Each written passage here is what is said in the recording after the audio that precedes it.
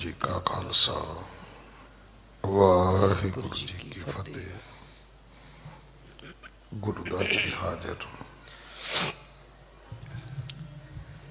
गुरु सवारे खालसा जी,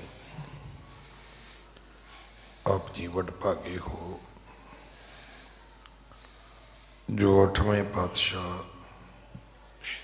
बाला प्रीतम सतगुरु जिस डिठै सब दुख जाए, इन्हां अजमतां वडियाइयां दे मालिक गुरु हरकृष्ण साहब महाराज जी दे पवित्र चरण छोह प्राप्त इतिहासक अस्थान गुरुद्वारा बंगला साहब जी की यात्रा करते हैं। जुगो जुग अटल छतर चबर तखत दे मालिक धन धन धन श्री गुरु ग्रंथ साहिब पातशाह महाराज जी दे हजूर मनुखा जीवन दियां घड़ियां नूं सफला कर रहे हो। हुण समा है गुरु दरबार दे निजम अनुसार गुरु इतिहास दी चल रही लड़ीवार कथा दा अपनियां मन बिरतियां इकागर करो, रसना पवित्र कर दे एक बार, सारे उच्चारण करो जी सतनाम वाहिगुरु जी। ये इतिहास पहले पातशाह जाहर पीर जगत गुरु कल तारण आए श्री गुरु नानक देव महाराज जी का है। प्रसंग है भगत ध्रुव जी का। दो भगत भगत प्रहलाद अते भगत ध्रुव जी जिन्हां दा बड़ा उच्चा सुच्चा नाम है और जिन्होंने धन श्री गुरु ग्रंथ साहब महाराज दे विच बहुत बारी सन्मानिया गया है। उन्हां दी करनी नूं, उन्हां दी भगती नूं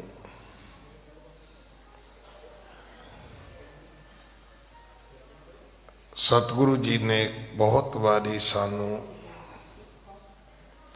दृष्टांत दे के समझाया है भाई कि वेखो ये वो भगत ने जिन्हां ने परम पदवी नूं प्राप्त किया है, जिन्हां ने परमात्मा नूं भी सौंतरा बनाया है। अगर भगत प्रहलाद ना होंदे शायद अज तक हरनाकश का राज होना सी, ना उन्हें मरना सी, ना किसी दूजे ने राजा बनना सी। अज तक राक्षसां दा जिहड़े दानव सन उन्हां दा राज इस धरती ते रहना सी। भगत ध्रुव जी ने 5 साल की आयु दे विच भगती शुरू की और कारण की बनिया कि जिहड़ा शंभू मुन राजा सी वो बड़ा धर्मी राजा सी, बहुत परमेश्वर दे भगती भाव वाला राजा सी। उहदे घर 2 बच्चों का जन्म होया, एक प्रिय युत सी, एक उतानपाद सी। उतानपाद दे 2 विआह सन, उहदे विचों ਇੱਕ ਰਾਣੀ ਸੀ ਸੁਰੀਤਾ, ਦੂਜੀ ਸੀ ਸੁਨੀਤਾ। ਸੁਰੀਤਾ ਜਿਹੜੀ ਹੈ ਉਹ ਛੋਟੀ ਸੀ, ਸੁੰਦਰ ਸੀ। ਉਤਾਨਪਾਦ ਰਾਜਾ ਉਹਦੇ ਪ੍ਰੇਮ ਵਸੀ ਹੋ ਕੇ ਰਹਿੰਦਾ ਸੀ, ਪਰ ਉਹਦੇ ਘਰ ਸੰਤਾਨ ਨਹੀਂ ਸੀ। ਸੁਨੀਤਾ ਜਿਹੜੀ ਸੀ ਉਹਦੇ ਘਰ ਪੁੱਤਰ ਸੀ, ਭਗਤ ਧਰੂ ਜਿਹਨੂੰ ਕਹਿੰਦੇ ਆਪਾਂ। ਪਰ ਉਹਦਾ ਰਾਜੇ ਦੇ ਘਰ ਵਿੱਚ ਬਹੁਤਾ ਮਾਣ ਸਨਮਾਨ ਨਹੀਂ ਸੀ, ਬਹੁਤੇ ਹੱਕ ਹਕੂਕ ਉਹਨੂੰ ਹਾਸਲ ਨਹੀਂ ਸਨ। ਸੁੱਖ ਸਾਧਨ ਤਾਂ ਬੜੇ ਸਨ,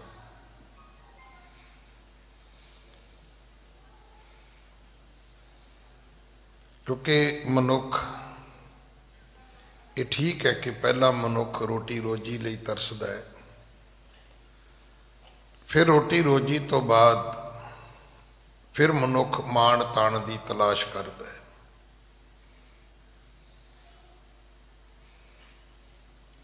ਬੜੀ ਹਾਸ ਰਸ ਸੀ ਇਹ ਘਟਨਾ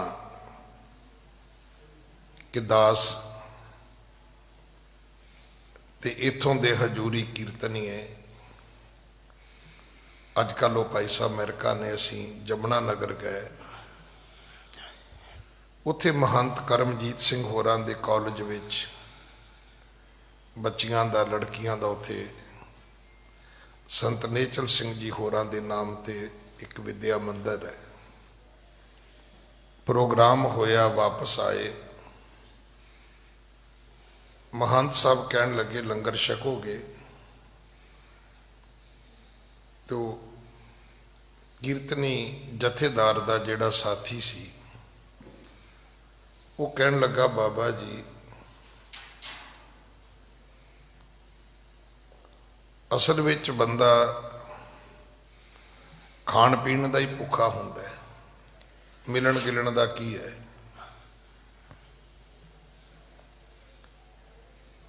ਪਹਿਲੀ ਲੋੜ ਸਾਡੀ ਰੋਟੀ ਹੈ, ਫਿਰ ਰੋਟੀਆਂ ਤੋਂ ਬਾਅਦ ਫਿਰ ਅਸੀਂ ਮਾਣ ਤਾਣ ਲੱਭਣ ਤੁਰਦੇ ਹਾਂ। ਇਸ ਰਾਣੀ ਕੋਲ ਨਹੀਂ ਸੀ। ਇਹਦਾ ਪੁੱਤਰ ਹੱਸਦਾ ਖੇਡਦਾ ਇਹਦੀ ਸੌਂਤਨ ਦੇ ਘਰ, ਛੋਟੀ ਰਾਣੀ ਦੇ ਘਰ ਪਹੁੰਚਦਾ ਹੈ, ਜਿੱਥੇ ਰਾਜਾ ਉਤਾਨਪਾਦ ਬੈਠਾ ਸੀ। ਉਹਦੀ ਗੋਦੀ ਵਿੱਚ ਜਾ ਕੇ ਬਹਿ ਗਿਆ। ਰਾਜੇ ਨੇ ਲਾੜ ਲੜਾਇਆ,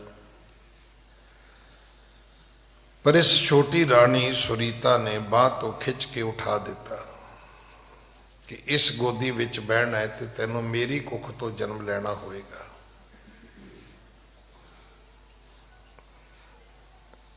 ਮੇਰੀ ਕਿਸੇ ਸੌਂਕਣ ਦਾ ਜਵਾਕ ਨਾ ਇਸ ਰਾਜੇ ਦੇ ਰਾਜ ਭਾਗ ਦਾ ਹੱਕਦਾਰ ਹੋ ਸਕਦਾ ਹੈ, ਨਾ ਇਹਦੀ ਗੋਦੀ ਦਾ ਹੱਕਦਾਰ ਹੋ ਸਕਦਾ ਹੈ। ਬੱਚਾ ਰੋਂਦਾ ਮਾਂ ਨੂੰ ਜਾ ਕੇ ਪੁੱਛਦਾ ਹੈ। ਮਾਂ ਧਰਮੀ ਸੀ, ਮਾਂ ਨੇ ਦੱਸਿਆ ਵੀ ਪੁੱਤਰ ਮੈਂ ਦਾਸੀ ਤਾਂ ਨਹੀਂ ਆ,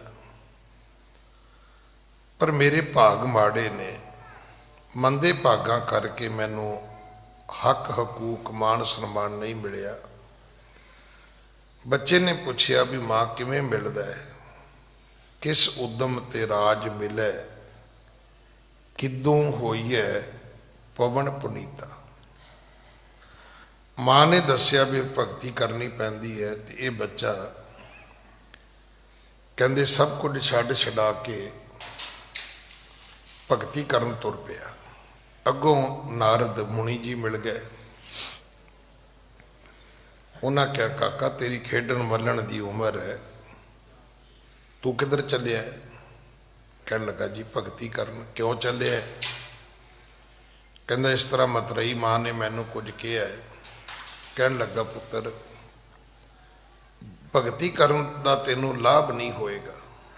ਕਹਿੰਦਾ ਜੀ ਕਿਉਂ ਨਹੀਂ ਹੋਏਗਾ? ਕਹਿੰਦਾ ਜਦੋਂ ਤੂੰ ਪਰਮ ਪਦਵੀ ਤੇ ਪਹੁੰਚੇਗਾ ਫਿਰ ਤੇਰਾ ਨਾ ਕੋਈ ਮਿੱਤਰ ਰਵੇਗਾ, ਨਾ ਤੇਰਾ ਕੋਈ ਦੁਸ਼ਮਣ ਰਵੇਗਾ। ਤੇ ਫਿਰ ਜਦੋਂ ਉੱਥੇ ਜਾ ਕੇ ਨਾ ਮਤਰੇਈ ਮਾਂ ਰਵੇਗੀ, ਨਾ ਉਹਦੇ ਬੋਲ ਤੇਰੇ ਲਈ ਕੌੜੇ ਫਿੱਕੇ ਰਹਿਣਗੇ, ਤੇ ਕੀ ਕਰੇਗਾ ਜਾ ਕੇ? ਦਾਸ ਨੇ ਕੱਲ ਪਰਸੋਂ 2 ਦਿਨ ਇਸ ਕਥਾ ਨੂੰ ਰੋਕਿਆ ਵੀ ਇਸੇ ਕਰਕੇ ਸੀ ਵੀ ਸਾਨੂੰ ਗੱਲ ਸਮਝ ਆ ਸਕੇ। ਵੈਰ ਵਿਰੋਧ ਵਿੱਚ ਜਿਉਂਦੇ ਅਸੀਂ ਭਗਤੀ ਤੋਂ ਦੂਰ ਆ। ਪਰ ਇਹ ਗੁਰੂ ਗ੍ਰੰਥ ਸਾਹਿਬ 'ਚ ਦਰਜ ਹੈ, ਜੈ ਹਰ ਸਿਮਰਨ ਭਇਆ ਤਹਿ ਉਪਾਦ ਗਤ ਕੀਨੀ, ਵੱਡ ਭਾਗੀ ਹਰ ਜਪਣਾ।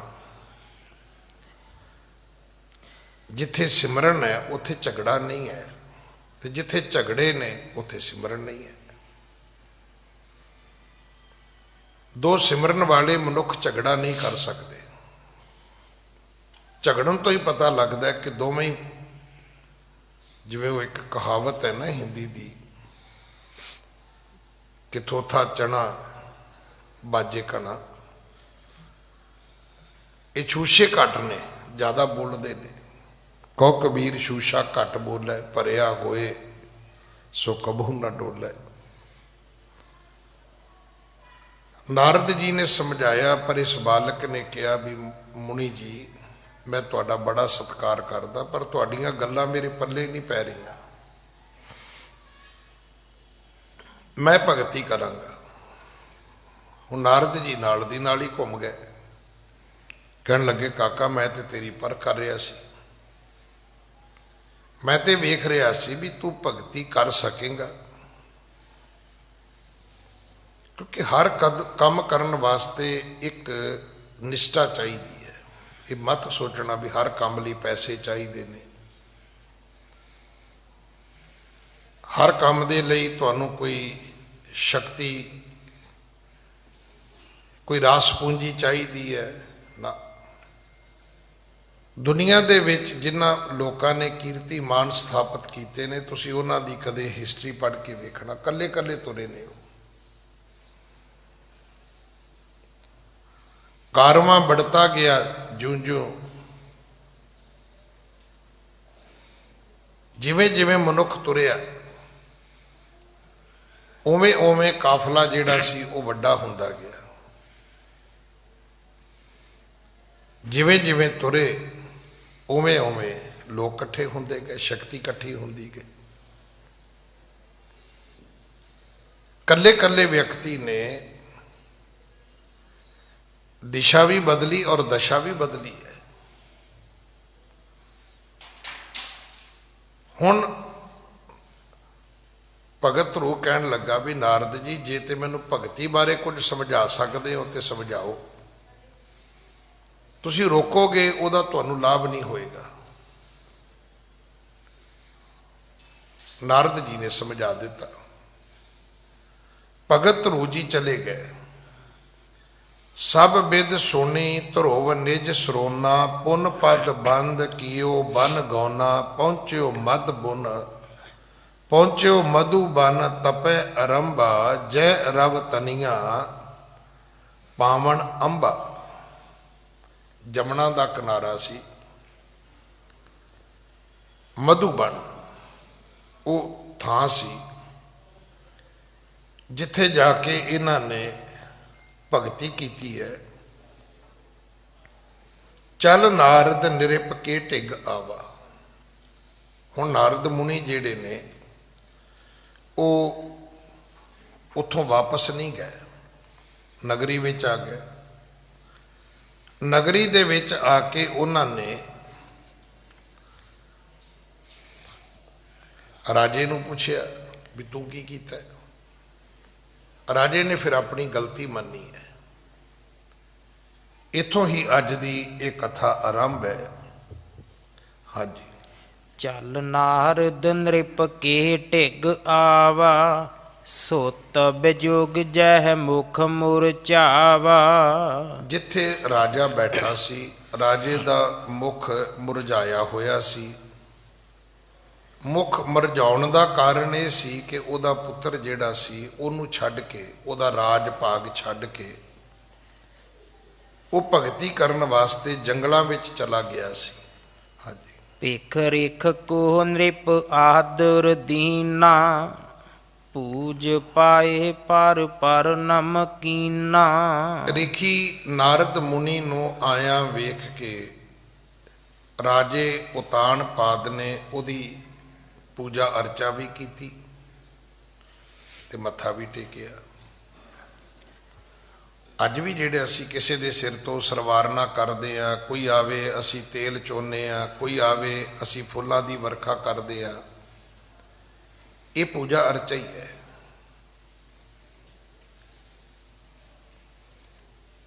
ਆਰਤੀ ਵੀ ਕਰਦੇ ਆ। ਮੈਂ ਤਾਂ ਇੱਕ ਦਿਨ ਵਿਆਹ 'ਚ ਵੇਖ ਰਿਹਾ ਸੀ ਕਿ ਲੜਕੀ ਦੀ ਮਾਂ ਜਿਹੜੀ ਹੈ ਉਹ ਬਣਨ ਵਾਲੇ ਦਮਾਦ ਦੀ ਆਰਤੀ ਕਰਦੀ ਹੈ, ਬਕਾਇਦਾ ਥਾਲੀ ਲੈ ਕੇ, ਦੀਵੇ ਲੈ ਕੇ। ਹੁਣ ਇਹ ਚਾਉ ਪ੍ਰਗਟ ਕਰਨ ਦਾ ਜਾਂ ਅਗਲੇ ਦਾ ਮੇਰੀ ਜ਼ਿੰਦਗੀ ਵਿੱਚ ਕੀ ਥਾਂ ਹੈ, ਕੀ ਰੁਤਬਾ, ਕੀ ਮਰਤਬਾ, ਕੀ ਸਟੇਟਸ ਹੈ, ਇਹ ਉਸ ਨੂੰ ਮੰਨਣ ਦਾ ਇੱਕ ਤਰੀਕਾ ਹੈ, ਐਲਾਨੀਆ। ਦੇਖੋ, ਆਰਤੀ ਹਮੇਸ਼ਾ ਭਗਤ ਜਿਹੜਾ ਹੈ ਉਹ ਪਰਮੇਸ਼ਰ ਦੀ ਉਤਾਰਦਾ ਹੈ। ਕਿ ਕਿਸੇ ਨੂੰ ਪਰਮਾਤਮਾ ਤੁਲ ਸਮਝੋਗੇ ਤੇ ਉਹਦੀ ਤੁਸੀਂ ਆਰਤੀ ਉਤਾਰੋਗੇ। ਇੱਕ ਵਾਰੀ ਜਦੋਂ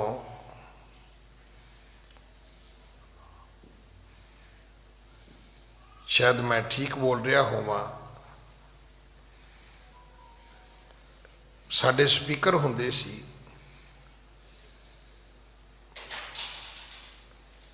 ਇੱਥੋਂ ਦੇ ਹਿੰਦੁਸਤਾਨ ਦੀ ਪਾਰਲੀਮੈਂਟ ਦੇ। ਉਧਰ ਹਜੂਰ ਸਾਹਿਬ ਦੇ ਲਾਗੇ ਦੇ ਸਨ ਉਹ, ਸ਼ਾਇਦ ਪਤਾ ਨਹੀਂ ਕਤੂਰ, ਪਤਾ ਨਹੀਂ ਕਿ ਕਿਹੜੀ ਜਗ੍ਹਾ ਸੀ, ਮੈਨੂੰ ਯਾਦ ਨਹੀਂ ਆ ਰਿਹਾ। ਲਤੂਰ ਦੇ ਰਹਿਣ ਵਾਲੇ, ਸ਼ਾਇਦ ਮੈਨੂੰ ਨਾਂ ਵੀ ਉਹਨਾਂ ਦਾ ਚੇਤਾ ਨਹੀਂ। ਬੜੇ ਭਲੇ ਪੁਰਖ ਸਨ। ਉੱਥੇ ਧਰਤੀ ਫਟੀ ਸੀ ਤੇ ਪੂਰੇ ਦਾ ਪੂਰਾ ਸ਼ਹਿਰ ਗਰਕ ਹੋ ਗਿਆ ਸੀ। ਸ਼੍ਰੋਮਣੀ ਕਮੇਟੀ ਨੇ ਬੜਾ ਉੱਥੇ ਸਮਾਨ ਭੇਜਿਆ, ਅਕਾਲ ਤਖਤ ਦੇ ਜਥੇਦਾਰ ਗਏ। ਮੈਂ ਤਾਂ ਨਹੀਂ ਗਿਆ ਸੀ ਨਾਲ, ਮੈਂ ਹਜੂਰ ਸਾਹਿਬ ਸੀ। ਉਦੋਂ ਸਿੰਘ ਸਾਹਿਬ ਪ੍ਰੋਫੈਸਰ ਮਨਜੀਤ ਸਿੰਘ ਹੋਰੀ ਹੁੰਦੇ ਸਨ, ਸ਼ਾਇਦ ਪਾਟਲ ਸੀ ਉਹਨਾਂ ਦਾ ਨਾਂ ਸਪੀਕਰ ਦਾ। ਜਦੋਂ ਇਹ ਉੱਥੇ ਗਏ ਤੇ ਉਹ ਕਹਿਣ ਲੱਗੇ ਜੀ ਅਸੀਂ ਤੁਹਾਨੂੰ ਆਪਣੇ ਘਰ ਲੈ ਕੇ ਜਾਣਾ ਹੈ। ਤੁਸੀਂ ਯਕੀਨ ਕਰਨਾ, ਹਿੰਦੁਸਤਾਨ ਦਾ ਸਪੀਕਰ ਹੋਵੇ, ਉਹਨੇ ਜਥੇਦਾਰ ਸਾਹਿਬ ਦੇ ਸਮੇਤ ਪਰਿਵਾਰ ਪਰਾਤ ਵਿੱਚ ਕੱਚੀ ਲੱਸੀ ਪਾ ਕੇ ਪੈਰ ਧੋਤੇ। ਉਹ ਕਹਿੰਦਾ ਸਾਡੀ ਟ੍ਰੈਡੀਸ਼ਨ ਹੈ। ਹੁਣ ਵੀ ਮੈਨੂੰ 2-4 ਸਾਲ ਹੋਏ, ਉਧਰ ਵੀ ਪਤਾ ਲੱਗਾ ਜਿਹੜੇ ਬਾਬਾ ਬਲਵਿੰਦਰ ਸਿੰਘ ਨੇ ਲੰਗਰ ਸਾਹਿਬ ਵਾਲੇ, ਕੋਈ ਬਹੁਤ ਵੱਡਾ ਉੱਥੇ ਕੋਈ ਸ਼ੋਰੂਮ ਖੁੱਲਿਆ ਤੇ ਕਹਿੰਦੇ ਜਿੰਨੇ ਵਾਰੀ ਬਾਬਾ ਜੀ ਨੇ ਡੇਟ ਬਦਲੀ ਉਹਨੇ ਵਾਰੀ ਉਹਨਾਂ ਨੇ ਡੇਟ ਬਦਲ ਲਈ। ਕਹਿੰਦੇ ਨਹੀਂ, ਸ਼ੋਰੂਮ ਦਾ ਉਦਘਾਟਨ ਤਾਂ ਤੁਸੀਂ ਕਰੋਗੇ। ਉਹਨਾਂ ਨੇ ਵੀ ਇਸੇ ਤਰ੍ਹਾਂ ਕੀਤਾ। ਉਹਨਾਂ ਦੀ ਆਪਣੀ ਟ੍ਰੈਡੀਸ਼ਨ ਹੈ। ਹਾਲਾਂਕਿ ਸਾਡੇ 'ਚ ਇਹ ਗੱਲ ਮਨਮਤ ਹੈ, ਸਾਡੀ ਮਰਿਆਦਾ ਦੇ ਵਿੱਚ ਇਹ ਗੱਲਾਂ ਫਿੱਟ ਨਹੀਂ ਹੁੰਦੀਆਂ ਕਿ ਬੰਦੇ ਦੇ ਪੈਰ ਚਰਨ ਧੋਤੇ ਜਾਣ। ਪਰ ਉਹਨਾਂ ਦੀ, ਮਹਾਰਾਸ਼ਟਰ ਵਾਲਿਆਂ ਦੀ ਇੱਕ ਆਪਣੀ ਮਰਿਆਦਾ ਹੈ।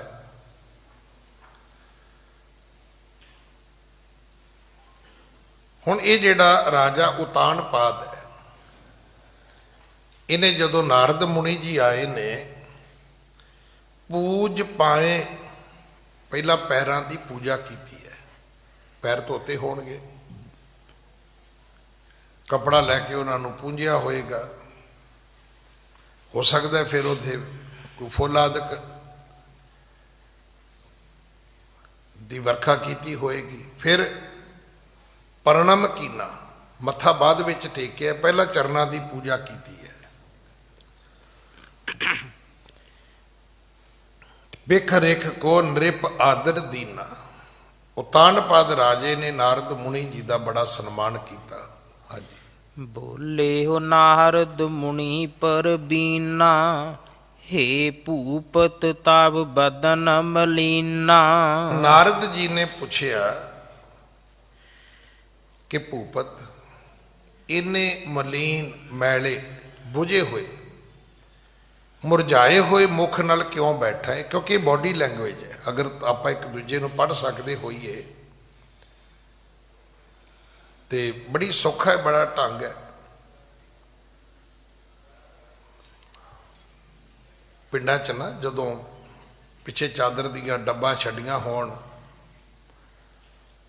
ਤੇ ਤੌੜੀ ਦੀ ਜੁੱਤੀ ਪਾਈ ਹੋਵੇ ਤੇ ਬੰਦਾ ਐਂ ਕਰਕੇ ਤੁਰੇ ਨਾ, ਫਿਰ ਲਾ ਲੈਂਦੇ ਨੇ ਸਾਹ, ਜਾਂ ਫਿਰ ਕੜੀ ਕੜੀ ਇੱਦਾਂ ਮੁੱਛਾਂ ਨੂੰ ਵੱਟ ਜਾ ਤਈ ਜਾਵੇ, ਉਹ ਫਿਰ ਲਾ ਨਹੀਂ ਤਾਂ ਸਕਦੇ, ਤੇ ਬਾਈ ਦੀ ਲੱਗੀ ਲੱਗਦੀ ਥੋੜੀ ਜੀ। ਤੇ ਜੇ ਕੜੀ ਕੜੀ ਕਹਿੰਦਾ ਲੈ ਹੁਣ ਇਹ ਕਿਸੇ ਨਾ ਕਿਸੇ ਦੇ ਗਲ ਪਊਗਾ, ਇਹ ਬੋਡੀ ਲੈਂਗੁਏਜ ਹੈ। ਤੇ ਜੇ ਰਾਹ 'ਚ ਇੱਦਾਂ ਢਾਕਾ ਤੇ ਹੱਥ ਖੜ ਕੇ ਰੱਖ ਕੇ ਖੜਾ ਹੋਵੇ, ਇਹਦਾ ਮਤਲਬ ਇਹ ਇੱਥੋਂ ਲੰਘਣ ਵਾਲਾ ਕੋਈ, ਉਹਦਾ ਰਾਹ ਰੋਕਣਾ ਹੈ। ਸ਼ਹਿਰ 'ਚ ਕੋਈ ਇੱਦਾਂ ਖੜੇ ਤਾਂ ਆਪਾਂ ਸਮਝ ਲਾਂਗੇ ਵੀ ਇਹਦੇ ਡਿਸਕ ਹਿੱਲੀ ਹੋਣੀ ਹੈ। ਪਿੰਡਾਂ 'ਚ ਨਹੀਂ ਡਿਸਕ ਹਿੱਲਦੀ, ਪਿੰਡਾਂ 'ਚ ਤੇ ਰਾਹ ਹੀ ਰੁਕਦਾ ਹੈ।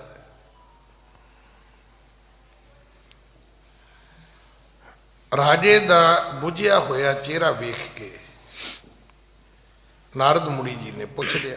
ਪਤਾ ਤਾਂ ਸੀ ਉਹਨਾਂ ਨੂੰ, ਪਰ ਸਿਆਣੇ ਬੰਦੇ ਦਾ ਗੱਲ ਕਰਨ ਦਾ ਤਰੀਕਾ ਹੁੰਦਾ ਹੈ। ਦੇਖੋ ਜਾਣਕਾਰੀ ਦੇ ਹਿਸਾਬ ਨਾਲ ਤੇ ਇਹ ਆਉਂਦੇ ਚਾਹੀਦਾ ਸੀ ਕਹਿਣਾ ਵੀ ਮੂਰਖਾ ਕੀ ਕੀਤਾ ਜੀ, ਪਰ ਨਾਰਦ ਜੀ ਸਿਆਣੇ ਸੀ।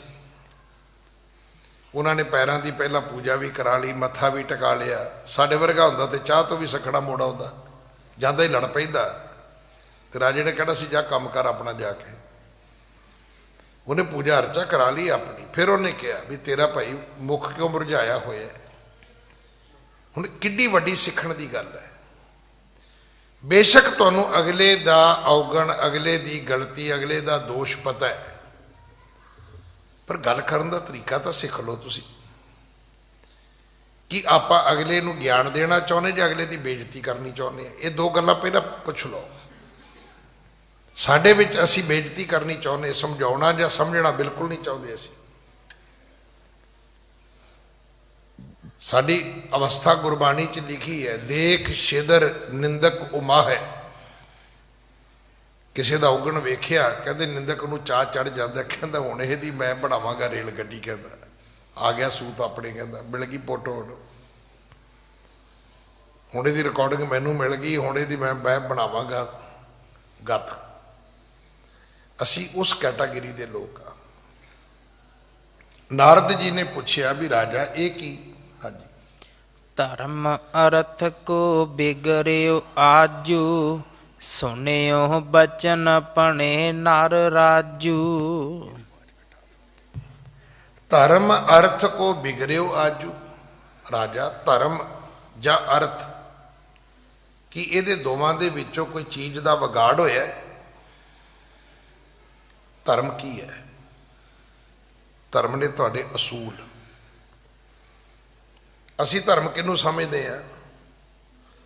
ਗੋਡਿਆਂ ਤੱਕ ਸ਼ਹਿਰਾ ਹੋਵੇ, 3.5 ਫੁੱਟੀ ਕਿਰਪਾਨ ਹੋਵੇ, ਉੱਤੇ 4-5 ਦਮਾਲੇ ਸਜਾਏ ਹੋਣ, ਇਹ ਪੁਸ਼ਾਕ ਹੈ ਧਰਮ ਦੀ। ਧਰਮ ਇਹ ਨਹੀਂ ਹੈ, ਇਹ ਧਰਮ ਦੇ ਚਿੰਨ੍ਹ ਨੇ। ਧਰਮ ਇਹ ਨਹੀਂ ਹੈ, ਇਹ ਧਰਮ ਦੀਆਂ ਨਿਸ਼ਾਨੀਆਂ ਨੇ। ਨਿਸ਼ਾਨ ਇਹ ਸਿੱਖੀ 5 ਈ ਹਰਫ ਕਾਫ। ਹੁਣ ਵਰਦੀ ਤੇ ਥਾਣੇਦਾਰ ਨਹੀਂ ਨਾ ਹੁੰਦੀ, ਕਈ ਨਕਲੀ ਥਾਣੇਦਾਰ ਰੋਜ਼ ਹੀ ਫੜੇ ਜਾਂਦੇ ਨੇ, ਉਹ ਵਰਦੀ ਪਾ ਕੇ ਉੱਦਾਂ ਹੀ ਥਾਣੇਦਾਰ ਬਣੇ ਹੁੰਦੇ ਨੇ। ਧਰਮ ਤੁਹਾਡੇ ਅਸੂਲ ਨੇ, ਤੁਹਾਡੇ ਪ੍ਰਿੰਸੀਪਲ ਨੇ। ਰਾਜਾ ਕੋਈ ਧਰਮ ਦਾ ਵਿਗਾੜ ਹੋ ਗਿਆ? ਹਰ ਚੀਜ਼ ਦਾ ਇੱਕ ਧਰਮ ਹੈ। ਈਵਨ ਰੋਟੀ ਖਾਣੀ ਹੈ, ਉਹਦਾ ਵੀ ਇੱਕ ਧਰਮ ਹੈ। ਹਾਲਾਂਕਿ ਮਤ ਸੋਚਣਾ ਵੀ ਮੈਨੂੰ ਪੁੱਛੋ ਵੀ ਤੂੰ ਕਰਦਾ, ਨਹੀਂ ਮੈਂ ਖੁਦ ਵੀ ਨਹੀਂ ਕਰਦਾ, ਪਰ ਸਿਆਣੇ ਕਹਿੰਦੇ ਵੀ ਰੋਟੀ ਨੇ ਚੌਂਕੜੀ ਮਾਰ ਕੇ ਤੇ ਬੜੇ ਅਦਬ ਨਾਲ ਖਾਣੀ ਚਾਹੀਦੀ, ਨਹੀਂ ਤੇ ਇਸ ਰੋਟੀ ਨੂੰ ਦੁਨੀਆ ਤਰਸਦੀ ਫਿਰਦੀ ਹੈ। ਸਾਡੇ ਬਜ਼ੁਰਗ ਜਿਹੜੇ ਸੀ ਨਾ, ਉਹ ਰੋਟੀ ਜਦੋਂ ਕੋਈ ਫੜਾਉਂਦਾ ਸੀ ਤੇ ਵਾਹਿਗੁਰੂ ਕਹਿੰਦੇ ਸੀ, ਫਿਰ ਥਾਲੀ ਨੂੰ ਨਮਸਕਾਰ ਵੀ ਕਰਦੇ ਸੀ, ਫਿਰ ਬੁਰਕੀ ਤੋੜਦਿਆਂ ਵੀ ਵਾਹਿਗੁਰੂ ਕਹਿੰਦੇ ਸੀ, ਤੇ ਖਾ ਕੇ ਅਰਦਾਸ ਵੀ ਕਰਦੇ ਸੀ ਵੀ ਸ਼ੁਕਰ ਹੈ ਮਹਾਰਾਜ ਤੂੰ ਇੱਕ ਵਕਤ ਦੀ ਰੋਟੀ ਤੇ ਦਿੱਤੀ ਹੈ। ਕਿਉਂਕਿ ਦੂਜੇ ਵਕਤ ਦਾ ਕੀ ਭਰੋਸਾ ਹੈ? ਦੂਜੇ ਵਕਤ ਦਾ ਕੋਈ ਭਰੋਸਾ ਨਹੀਂ ਹੈ।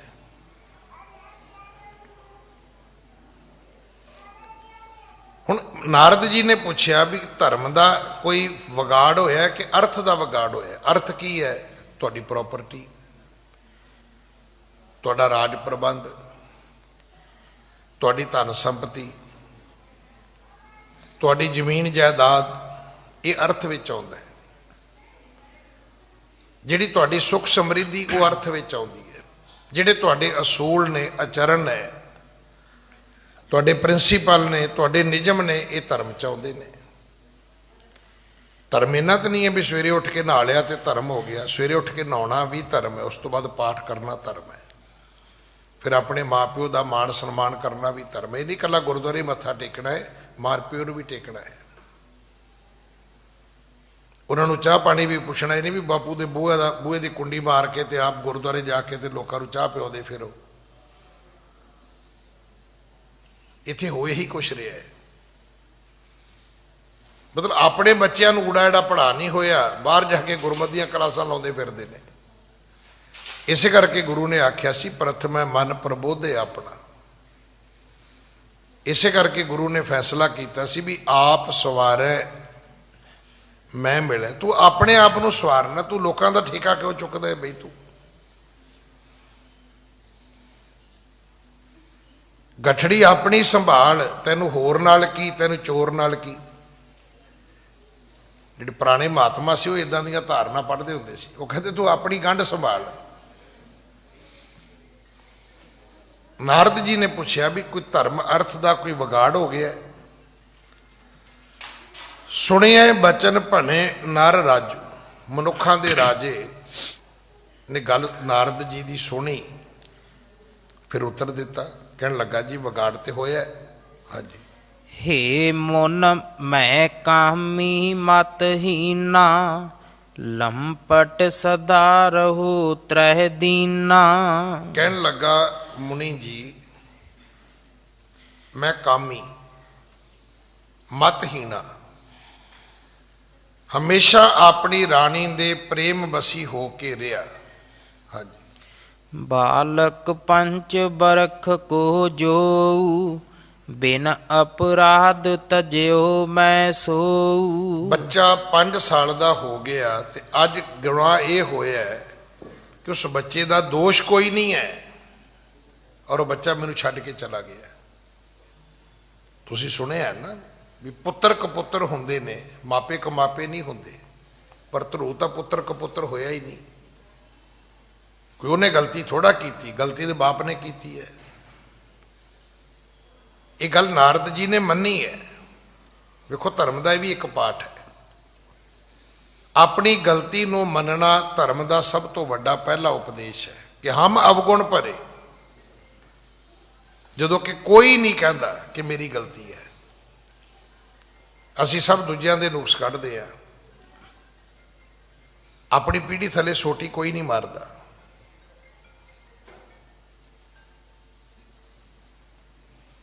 ਦੂਜਿਆਂ ਦੀ ਮੰਜੀ ਤੇ ਸੋਟੀ ਮਾਰਨ ਨੂੰ ਸਾਰੇ ਤਕੜੇ ਆ। ਉਹ ਵੀ ਗਲਤ ਹੈ ਜੀ, ਉਹ ਵੀ ਗਲਤ ਹੈ ਜੀ, ਉਹ ਵੀ ਗਲਤ ਹੈ ਜੀ। ਪਰ ਇਸ ਰਾਜੇ ਨੇ ਮੰਨ ਲਿਆ। ਕਹਿਣ ਲੱਗਾ ਜੀ ਮੈਂ ਕਾਮ ਵਸ ਹੋ ਕੇ, ਇਹ ਮੇਰੀ ਗਲਤੀ ਹੈ ਕਿ ਮੈਂ ਬਿਨਾਂ ਦੋਸ਼ ਮੈਂ ਆਪਣਾ ਪੁੱਤਰ ਛੱਡ ਬੈਠਾ। ਮੇਰਾ ਪੁੱਤਰ ਮੈਨੂੰ ਛੱਡ ਕੇ ਚਲਾ ਗਿਆ ਹੈ।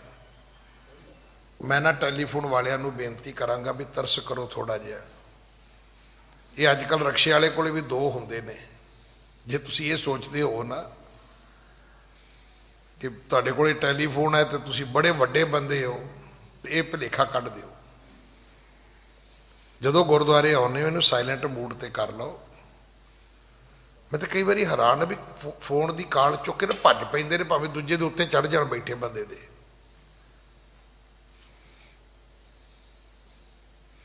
ਹਾਲਾਤ ਅੱਜ ਦੇ ਨੇ ਵੀ ਉਹ ਇੱਕ ਵਾਰੀ ਕਹਿੰਦੇ ਵੀ ਪੰਜਾਬ 'ਚ ਨਾ ਦੌੜ ਹੋਈ ਬੈਲ ਗੱਡੀਆਂ ਦੀ,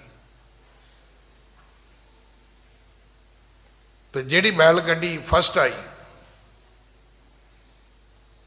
ਉਹ ਇੱਕ ਪੁੱਛਦਾ ਹੈ, ਕਹਿੰਦਾ ਚਾਚਾ ਵੀ ਇਹ ਜਿਹੜੀ ਬੈਲ ਗੱਡੀ ਫਸਟ ਆਈ ਹੈ, ਕਹਿੰਦਾ ਵੀ ਇਹਦੇ ਜਿਹੜਾ ਉੱਤੇ ਬੈਠਾ ਸੀ ਬੰਦਾ ਉਹਨੇ ਤਾਂ ਸੋਟੀ ਮਾਰੀ ਨਹੀਂ,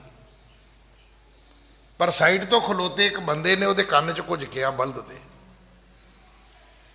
ਤੇ ਬੈਲ ਗੱਡੀ ਫਸਟ ਆ ਗਈ। ਉਹਨੇ ਕੀ ਕਿਹਾ? ਕਹਿੰਦਾ ਕੀ ਕਹਿਣਾ? ਉਹਨੇ ਕਿਹਾ ਬੈਂਕ ਵਾਲੇ ਆ ਗਏ, ਭੱਜ ਲੈ ਜੇ ਭੱਜਿਆ ਜਾਂਦਾ ਤੇ। ਇਹ ਫੋਨ 'ਚੋਂ ਇਹੀ ਕੁਝ ਨਿਕਲਣਾ ਹੈ, ਕੋਈ ਬੈਂਕ ਵਾਲਿਆਂ ਦਾ ਹੀ ਫੋਨ ਆਉਣਾ, ਹੋਰ ਕੁਝ ਨਹੀਂ ਆਉਣਾ। ਮਤਲਬ ਕਿੰਨੀ ਅਸੀਂ ਸ਼ਿੱਦਤ ਨਾਲ ਗੁਰਦੁਆਰੇ ਆਉਂਦੇ ਹਾਂ। ਮੈਟਰੋ ਤੇ ਆਏ ਹੋਵੋਗੇ, ਬੱਸ ਤੇ ਆਏ ਹੋਵੋਗੇ, ਗੱਡੀ ਤੇ ਆਏ ਹੋਵੋਗੇ, ਗੱਡੀ ਪਾਰਕ ਕਰਨ ਲੱਗਿਆ ਵੀ ਅੱਧਿਆਂ ਨਾਲ ਲੜੇ ਹੋਵੋਗੇ ਪਾਰਕਿੰਗ 'ਚ ਤੁਸੀਂ, ਤੇ ਤੁਹਾਨੂੰ ਟੈਲੀਫੋਨ ਨੇ ਮੱਥਾ ਨਹੀਂ ਟੇਕਣ ਦਿੱਤਾ। ਇਹਦੇ ਨਾਲੋਂ ਚੰਗਾ ਨਹੀਂ ਵੀ ਗੱਡੀ 'ਚ ਬਹਿ ਕੇ ਟੈਲੀਫੋਨ ਹੀ ਸੁਣ ਲੈਂਦੇ ਆਪਾਂ। ਮੱਥੇ ਦਾ ਕੀ ਸਵੇਰੇ ਟੇਕ ਲੈਂਦੇ, ਬਾਬੇ ਨੂੰ ਕੀ ਫਰਕ ਪੈਂਦਾ?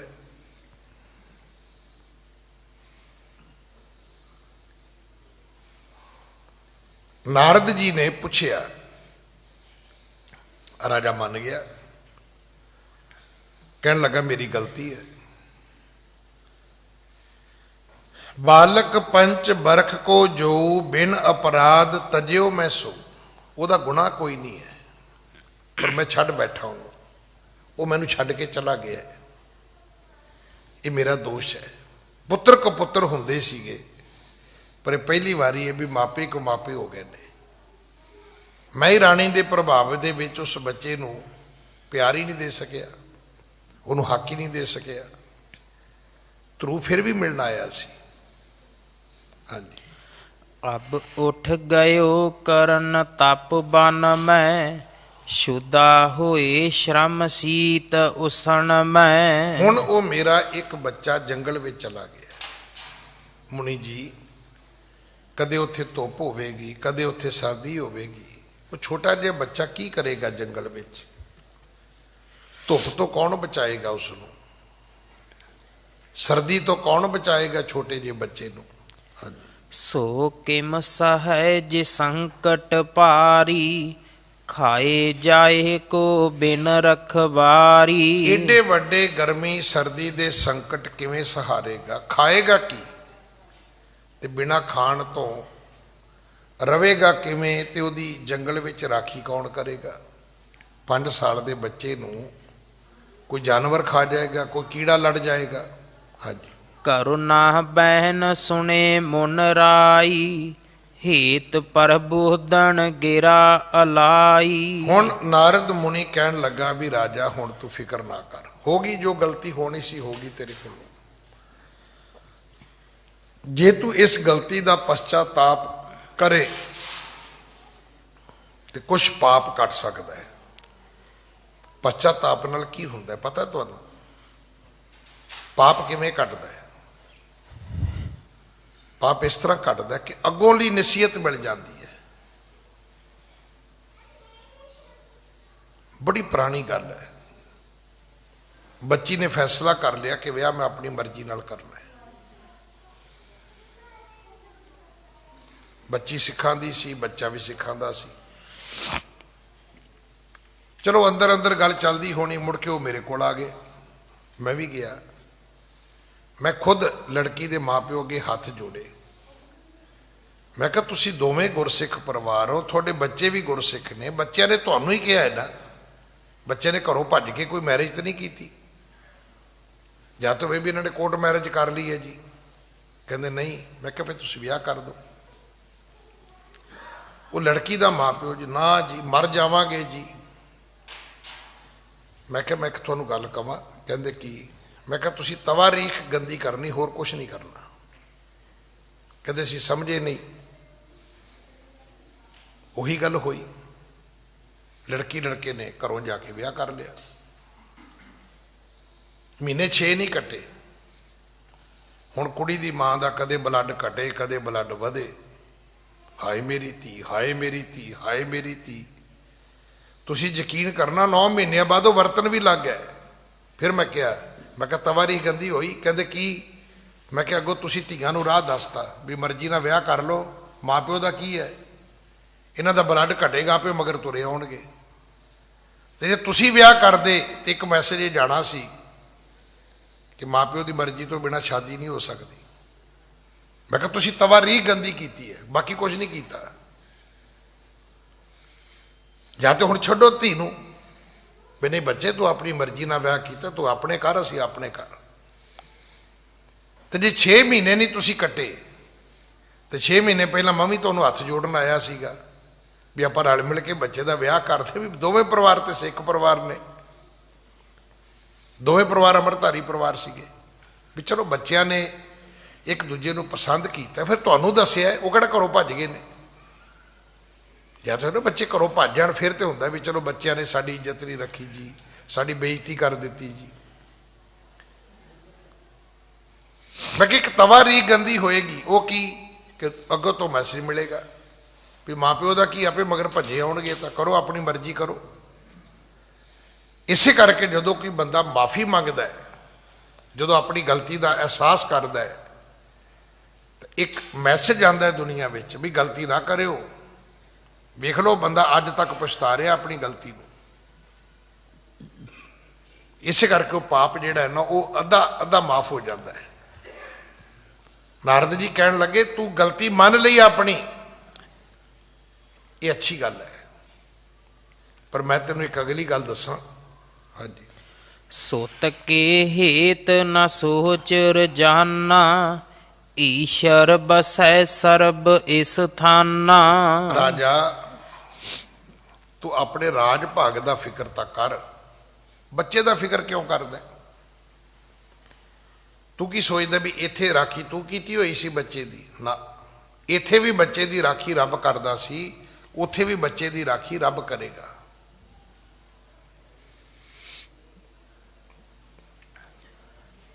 ਇਹ ਗੱਲ ਮੇਰੀ ਮਾਂ ਕਹਿੰਦੀ ਹੁੰਦੀ ਸੀ, ਪੁੱਤ ਬੱਚਿਆਂ ਦੇ ਰਾਖੇ ਤਾਂ ਰੱਬ ਹੁੰਦੇ ਨੇ। ਵਾਕਈ ਗੱਲ ਠੀਕ ਹੈ। ਮਾਂ ਸੁੱਤੀ ਪਈ ਹੈ, ਅੱਜ ਤੋਂ ਬਾਅਦ ਤੁਸੀਂ ਇਸ ਗੱਲ ਦਾ ਨੋਟਿਸ ਲੈਣਾ। ਮਾਂ ਤੇ ਬੱਚਾ ਸੁੱਤੇ ਪਏ ਨੇ, ਤੁਸੀਂ ਵੇਖੋ ਜਦੋਂ ਮਾਂ ਰਾਤ ਨੂੰ ਪਾਸਾ ਵਟੇਗੀ ਉਹ ਬੱਚੇ ਵੱਲ, ਤੇ ਜਦੋਂ ਬੱਚਾ ਪਾਸਾ ਵਟੇਗਾ ਉਹ ਮਾਂ ਵੱਲ। ਕਦੇ ਮੰਜੀ ਦੇ ਬਾਹਰਲੇ ਪਾਸੇ ਨੂੰ ਬੱਚਾ ਕਦੇ ਡਿੱਗਾ ਸੁਣਿਆ ਤੁਸੀਂ ਰਾਤ ਨੂੰ ਕਿ ਬੱਚਾ ਮੰਜੀ ਤੋਂ ਡਿੱਗ ਪਿਆ ਜੀ? ਨਾ, ਉੱਠਣ ਤੋਂ ਬਾਅਦ ਤੇ ਭਾਵੇਂ ਡਿੱਗ ਪਵੇ। ਜਦੋਂ ਵੇਖੇਗਾ ਵੀ ਲਾਗੇ ਕੋਈ ਮਾਂ ਪਿਓ ਨਹੀਂ ਹੈਗਾ, ਉਤਰਨ ਦੀ ਕੋਸ਼ਿਸ਼ ਕਰਦਾ ਤੇ ਭਾਵੇਂ ਉਹ ਸਿਰ ਪੜਵਾ ਲਵੇ, ਪਰ ਸੁੱਤੇ ਹੋਏ ਬੱਚੇ ਦਾ ਸਿਰ ਕਦੇ ਨਹੀਂ ਪਾਟਾ ਅੱਜ ਤੱਕ। ਕੁਦਰਤ ਵੱਲੋਂ ਜਦੋਂ ਉੱਠੇਗਾ ਉਹ ਮਾਂ ਵਾਲੇ ਪਾਸੇ ਨੂੰ ਘੁੰਮ ਜਾਏਗਾ। ਇਹ ਛੋਟੇ ਜਿਹੇ ਬੱਚੇ ਨੂੰ ਕਿਹਨੇ ਮੱਤ ਦਿੱਤੀ ਹੈ ਜੀ? ਰੱਬ ਨੇ ਦਿੱਤੀ ਹੈ। ਰੱਬ ਨੂੰ ਪਤਾ ਵੀ ਇਹਦੀ ਮਾਂ ਤੇ ਸੁੱਤੀ ਪਈ, ਤਾਂ ਉਹਨੂੰ ਤਾਂ ਪਤਾ ਹੀ ਨਹੀਂਗਾ। ਉਹ ਜਦੋਂ ਬੱਚਾ ਮਾਂ ਨਾਲ ਟੱਚ ਕਰਦਾ ਹੈ, ਮਾਂ ਵੀ ਉੱਠ ਪੈਂਦੀ, ਮਾਂ ਉਹਨੂੰ ਘੁੱਟ ਕੇ ਆਪਣੇ ਨਾਲ ਲਾ ਲੈਂਦੀ ਹੈ, ਪੁੱਛ ਵੀ ਲੈਂਦੀ ਵੀ ਮੇਰੇ ਪੁੱਤ ਨੇ ਕੀ ਖਾਣਾ ਹੈ, ਮੇਰੇ ਪੁੱਤ ਨੇ ਕੀ ਕਰਨਾ ਹੈ। ਬੱਚਿਆਂ ਦਾ ਰਾਖਾ ਪਰਮੇਸ਼ਰ ਹੈ। ਨਾਰਦ ਜੀ ਕਹਿਣ ਲੱਗੇ ਰਾਜਨ ਸੁੱਤ ਕੇ ਹੇਤ ਨਾ ਸੋਚ ਰਜਾਨਾ। ਨਹੀਂ, ਹੁਣ ਤੂੰ ਪੁੱਤਰ ਬਾਰੇ ਨਾ ਸੋਚ, ਆਪਣੀ ਗਲਤੀ ਬਾਰੇ ਤਾਂ ਸੋਚ, ਗਲਤੀ ਤੇਰੀ ਹੈ। ਈਸ਼ਰ ਬਸੈ ਸਰਬ ਇਸ ਥਾਨਾ। ਇਹ ਉਹੀ ਰੱਬ ਜਿਹੜਾ ਤੇਰੇ ਇੱਥੇ ਰਾਜ ਮਹਿਲਾਂ ਵਿੱਚ ਹੈ, ਉਹ ਰੱਬ ਜੰਗਲ ਵਿੱਚ ਵੀ ਹੈ। ਉਹ ਬੱਚੇ ਦੀ ਰਾਖੀ ਉਹ ਆਪ ਕਰੇਗਾ। ਸਾਡਾ ਤੁਹਾਡਾ ਰਾਖਾ ਕੌਣ ਹੈ? ਰਾਖਾ ਏਕ, ਕਰੋ ਕਿਰਪਾ, ਰਾਖਾ ਏਕ ਹਮਾਰਾ ਸੁਆਮੀ ਸਗਲ ਘਟਾਂ ਕਾ ਅੰਤਰਜਾਮੀ। ਸਾਰੀਆਂ ਘਟਾਵਾਂ ਦਾ ਅੰਤਰਜਾਮੀ ਜਿਹੜਾ ਵਾਹਿਗੁਰੂ ਹੈ, ਸਾਡੀ ਰਾਖੀ ਉਹ ਕਰਦਾ ਹੈ। ਮਾਂ ਪਿਓ ਕਿੰਨੀ ਕੁ ਪ੍ਰੋਟੈਕਸ਼ਨ ਕਰ ਸਕਦੇ ਨੇ ਬੱਚੇ ਦੀ, ਕਿੰਨੀ ਕੁ ਰਾਖੀ ਕਰ ਸਕਦੇ ਨੇ? ਤੁਸੀਂ ਇਹ ਗੱਲ ਕਦੇ ਹੋਰ ਨੋਟ ਕਰਿਓ ਜੀ, ਵੱਡਾ ਬੰਦਾ ਬਾਥਰੂਮ 'ਚ ਵੀ ਡਿੱਗੇ ਤੇ ਖਾਲੀ ਨਹੀਂ ਡਿੱਗਦਾ, ਲੱਤ ਬਾਤ ਅੜਾ ਕੇ ਡਿੱਗਦਾ। ਬੱਚਾ ਛੱਤ ਤੋਂ ਵੀ ਡਿੱਗ ਪਏ ਕੁਛ ਨਹੀਂ ਜੀ ਹੁੰਦਾ।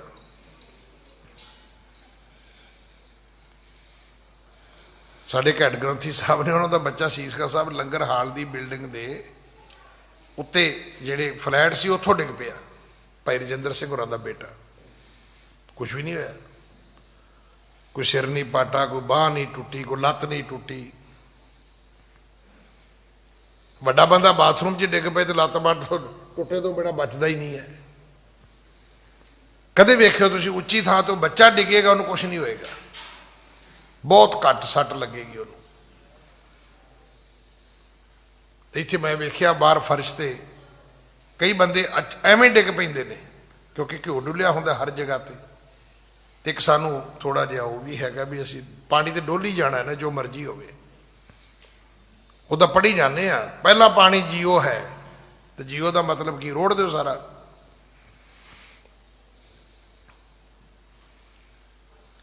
ਜਿੰਨਾ ਪਾਣੀ ਅਸੀਂ ਗੁਰਦੁਆਰੇ 'ਚ ਰੋੜਦੇ ਆ, ਸਾਡੇ ਜਿੰਨਾ ਕੋਈ ਨਹੀਂ ਰੋੜਦਾ। ਨਾਲੇ ਪੜ੍ਹੀ ਜਾਂਦੇ, ਪਹਿਲਾ ਪਾਣੀ ਜੀਓ ਹੈ, ਪਵਨ ਗੁਰੂ ਪਾਣੀ ਪਿਤਾ। ਤੇ ਪਿਤਾ ਨੂੰ ਇਦਾਂ ਰੋੜੀਦਾ ਜਿਵੇਂ ਆਪਾਂ ਰੋੜਦੇ ਆ। ਕਈਆਂ ਦੀਆਂ ਲੱਤਾਂ ਅਸੀਂ ਤੋੜਦੇ ਆ, ਇੱਕ ਧੋ ਕੇ ਹਟਦਾ, ਦੂਜਾ ਫੇਰ ਧੋਣ ਆ ਜਾਂਦਾ ਹੈ। ਸਾਫ਼ ਕਰਨ ਦਾ ਤਰੀਕਾ ਠੀਕ ਹੈ, ਲੋੜ ਹੈ, ਜਿੰਨੀ ਲੋੜ ਹੈ ਉਹਨਾਂ ਲੈ ਲਓ ਤੁਸੀਂ, ਪਰ ਸਾਰਾ ਦਿਨ ਬਾਲਟੀ ਖੜਕਦੀ ਰਵੇ, ਕਿਹੜੀ ਮਰਿਆਦਾ ਗੁਰਦੁਆਰੇ ਦੀ? ਪਾਣੀ ਦੀ ਵੇਸਟੇਜ ਨਹੀਂ ਹੋਣੀ ਚਾਹੀਦੀ। ਇਹ ਪਹਿਲਾ ਪਾਣੀ ਜੀਓ ਹੈ। ਪਤਾ ਨਹੀਂ ਇਸ ਪਾਣੀ ਦੀ ਕਿੰਨੀ ਕਿਸ ਬੰਦੇ ਨੂੰ ਕਿੰਨੀ ਕੁ ਲੋੜ ਹੈ। ਤੋ ਇਸ ਕਥਾ ਦੇ ਵਿੱਚ ਆਉਂਦਾ ਹੈ ਕਿ ਰਾਜਾ, ਤੂੰ ਉਸ ਆਪਣੇ ਬੱਚੇ ਦਾ ਫਿਕਰ ਨਾ ਕਰ, ਨਾ ਠੰਡ ਤੋਂ ਫਿਕਰ ਕਰ, ਨਾ ਗਰਮੀ ਤੋਂ ਫਿਕਰ ਕਰ, ਨਾ ਉਹਦੇ ਖਾਣ ਪੀਣ ਦਾ ਫਿਕਰ ਕਰ, ਤੇ ਨਾ ਹੀ ਕਿਸੇ ਖੂੰਖਾਰ ਜਾਨਵਰ ਤੋਂ, ਕਿਸੇ ਜ਼ਹਿਰੀਲੇ ਕੀੜੇ ਤੋਂ ਫਿਕਰ ਕਰ ਕਿ ਪਤਾ ਨਹੀਂ ਕੋਈ ਬੱਚੇ ਨੂੰ ਮਾਰ ਹੀ ਨਾ ਦੇਵੇ, ਬੱਚੇ ਨੂੰ ਕੋਈ ਖਾ ਹੀ ਨਾ ਜਾਏ। ਨਹੀਂ, ਬੱਚੇ ਦਾ ਰਾਖਾ ਵਾਹਿਗੁਰੂ ਆਪ ਹੈ। ਆਪਣੇ ਬਾਲਕ ਆਪ ਰੱਖਿਅਨ, ਪਾਰ ਬ੍ਰਹਮ ਗੁਰਦੇਵ। ਹਾਂਜੀ।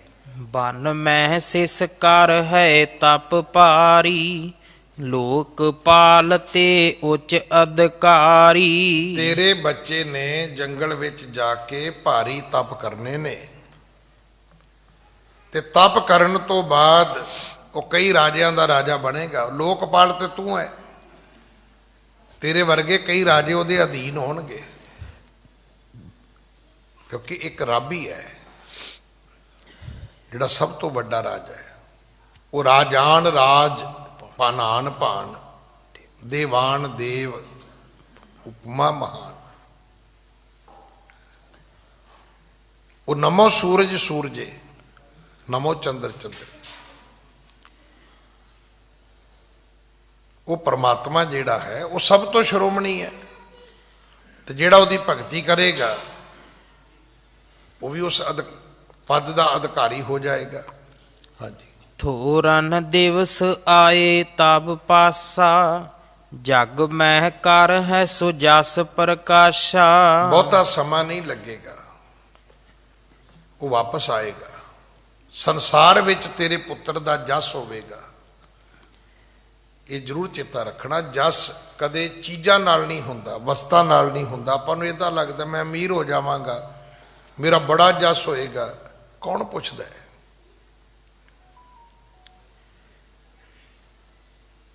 ਪਿੰਡਾਂ 'ਚ ਨਾ ਇੱਕ ਬੜੀ ਹੈ ਤੇ ਬੜੀ ਸਾਦੀ ਜੀ, ਤੁਹਾਨੂੰ ਸੁਣਨ ਨੂੰ ਇੱਦਾਂ ਲੱਗੇ ਵੀ ਬੜੀ ਰਫ ਜੀ ਉਦਾਹਰਨ ਹੈ,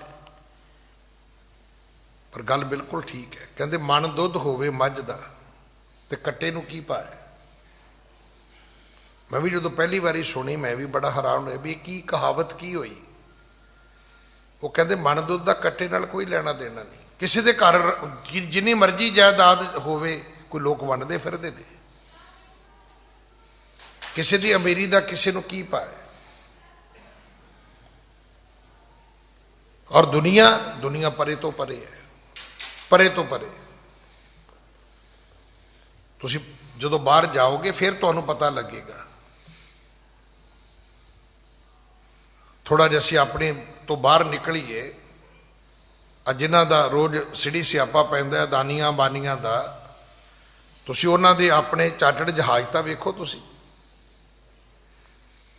ਤੁਸੀਂ ਉਹਨਾਂ ਦੇ ਘਰ ਦੀਆਂ ਮੰਜ਼ਲਾਂ ਤੇ ਗਿਣ ਕੇ ਵੇਖੋ। ਤੁਸੀਂ ਫਿਰ ਪੁੱਛੋ ਵੀ ਉਹਨਾਂ ਦੀ ਪਾਰਕਿੰਗ ਕਿਹੜੀ ਮੰਜ਼ਲ ਤੇ, ਉਹਨਾਂ ਦਾ ਪੂਲ ਕਿਹੜੀ ਮੰਜ਼ਲ ਤੇ ਹੈ, ਉਹਨਾਂ ਦੇ ਥੀਏਟਰ ਕਿਹੜੀ ਮੰਜ਼ਲ ਤੇ ਨੇ। ਪਰ ਇੱਕ ਸਿਆਣੇ ਨੇ ਬੜੀ ਸੋਹਣੀ ਗੱਲ ਕਹੀ ਹੈ, ਕਹਿੰਦਾ ਸੱਜਣਾ ਜਿੰਨਾ ਮਰਜ਼ੀ ਉੱਚਾ ਚੜ੍ਹ ਜਾ, ਜਿੰਨਾ ਉੱਚਾ ਚੜ੍ਹੇਗਾ ਤੈਨੂੰ ਗਰੀਬ ਦੀ ਝੁੱਗੀ ਓਨੀ ਨੇੜੇ ਨਜ਼ਰ ਆਏਗੀ। ਇਹ ਵੀ ਇੱਕ ਰੱਬ ਦੀ ਕੁਦਰਤ ਹੈ। ਚੜ੍ਹ ਜਾ ਜਿੰਨਾ ਮਰਜ਼ੀ ਉੱਤੇ ਚੜ੍ਹ ਜਾ, ਪਰ ਜਦੋਂ ਛੱਤ ਤੇ ਜਾਏਗਾ ਤੈਨੂੰ ਗਰੀਬ ਦਾ ਘਰ ਬੜਾ ਨੇੜੇ ਨਜ਼ਰ ਆਏਗਾ ਆਪਣੇ।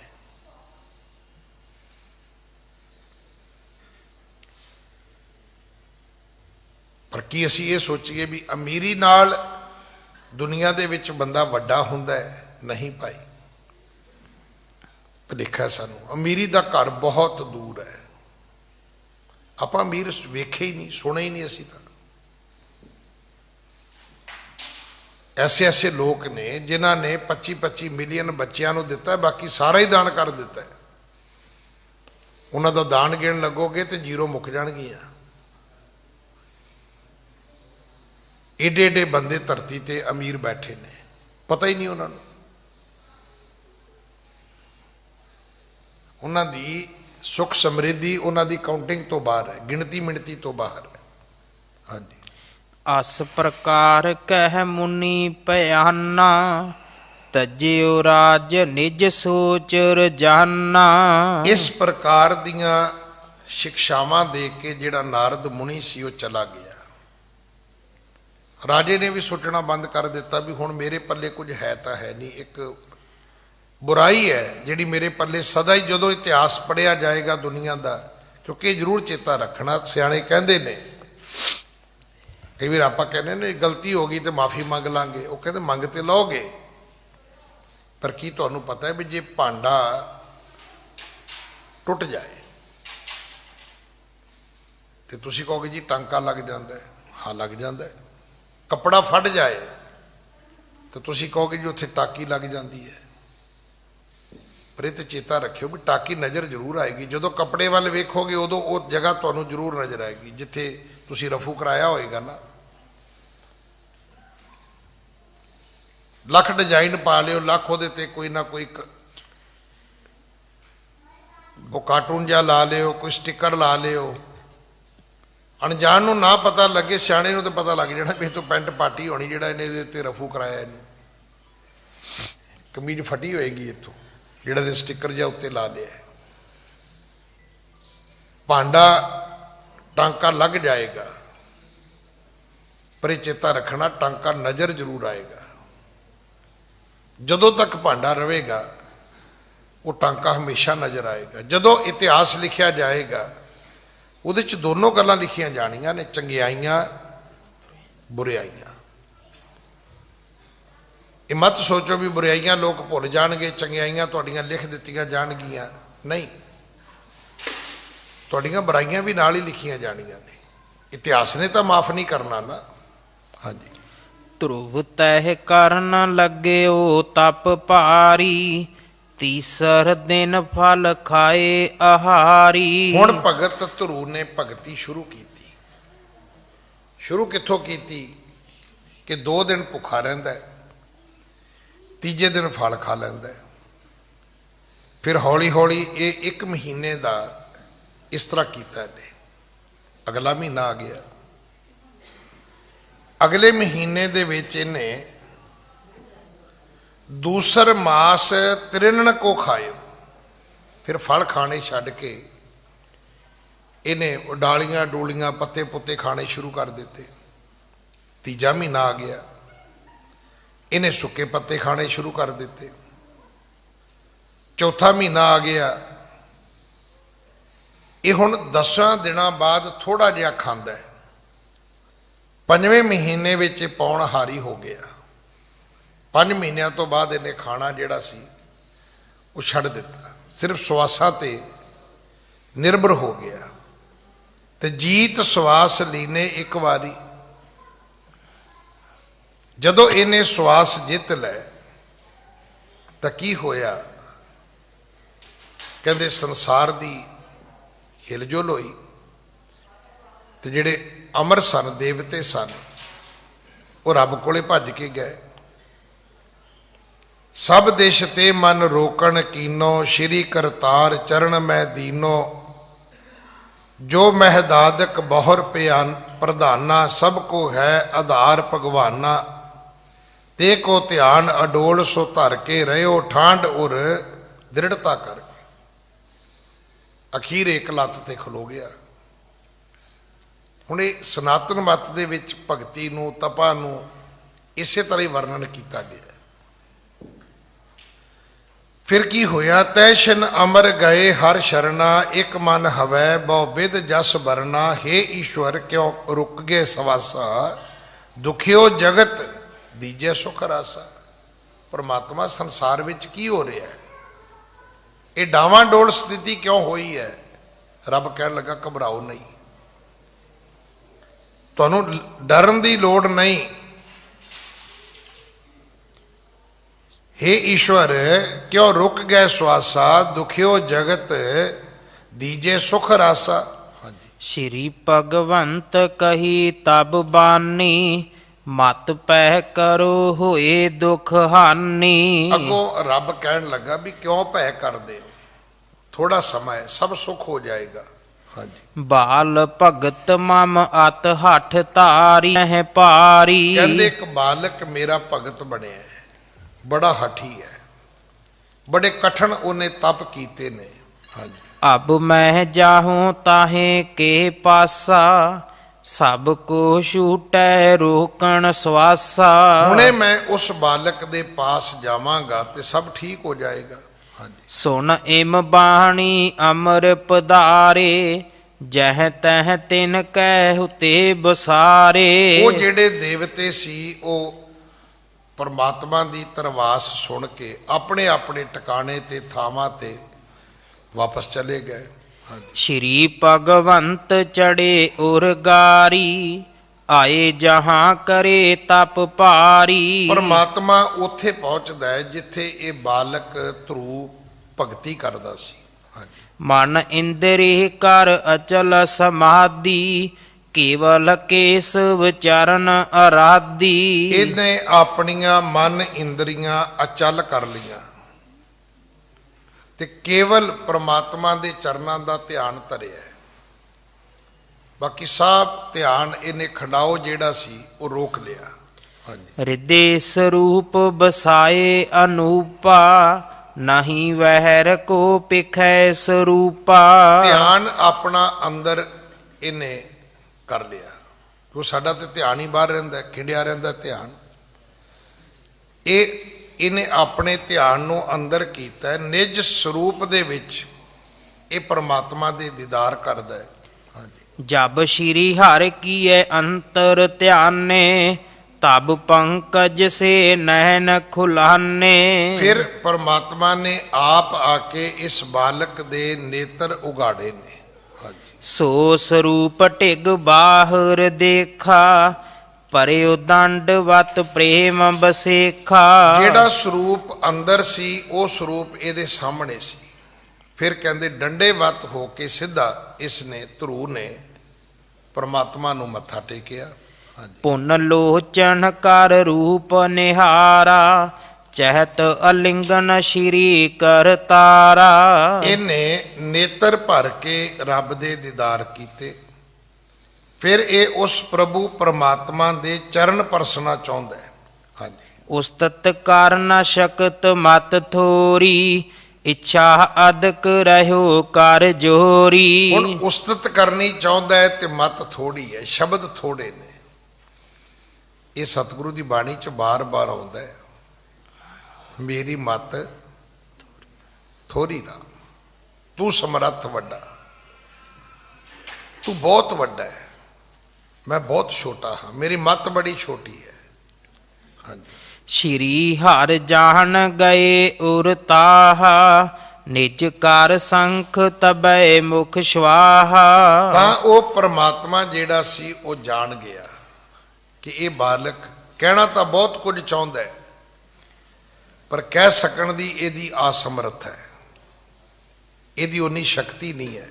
हाँ जी। तत छिन उज्जल मत हुवै आई, ईश्वर जीव ज्ञान सब पाई। तदों फिर उज्जल मत दी प्राप्ति होई, ईश्वर जीव ज्ञान सब पाई। जीव कौन है ते रब कौन है, ये ज्ञान भी हासिल हो गया। इस दे नाल ही समा समाप्त है। सतगुरु कृपा करन अगली कथा आपां कल गुरु की गोद विच बैठ के सुनिए। भुल्लां बख्शो जी, फतेह बुलाओ। वाहिगुरु जी का खालसा, वाहिगुरु जी की